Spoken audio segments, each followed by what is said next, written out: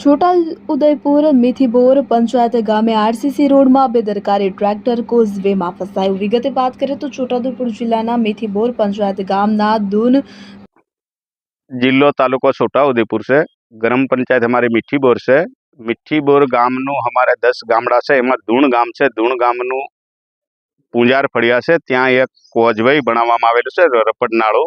ए नाळानी अंदर अत्यारे केवुं के 3 वर्ष थया 2023, 24 ने 25 નું 3 વર્ષના થયા ને આવું થઈ ગયું છે।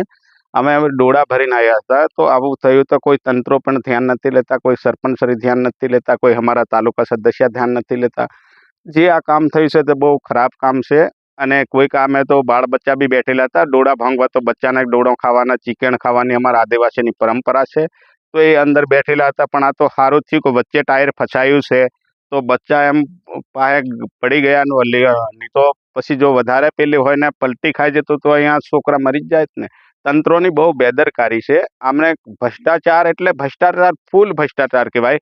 આ લોકોને જો કહેવા જઈએ તો એમનામાં તો બધું ચાલે છે કે અમે જે કરીએ ચાલે, પણ કોઈ બી બાળ બચ્ચાની બી સાંભળવી પડે, અમારે ગરીબ બી પબ્લિકની સાંભળવી જોઈએ। અમે જો કહેવા જઈએ, આદિવાસી જો કહેવા જાય તો કે તમે બહાર બેસ, હમણાં ગમે આવતે।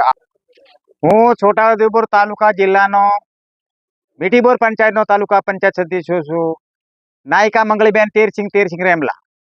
મારા ઘરને આંગણે તાલુકા પંચાયતના ગ્રાન્ટ બેંતું પાઇપ નાળું પાસ થઈને આવ્યું હોય અને સરપંચ એમ કેવું છે કે મારે બનાવવું છે તો સરપંચે એની રીતે બનાવ્યું તો એ નાળું બનાવ્યું પણ વ્યવસ્થિત બનીને હોય તો આજે ટ્રેક્ટર મકાઈના ડોળા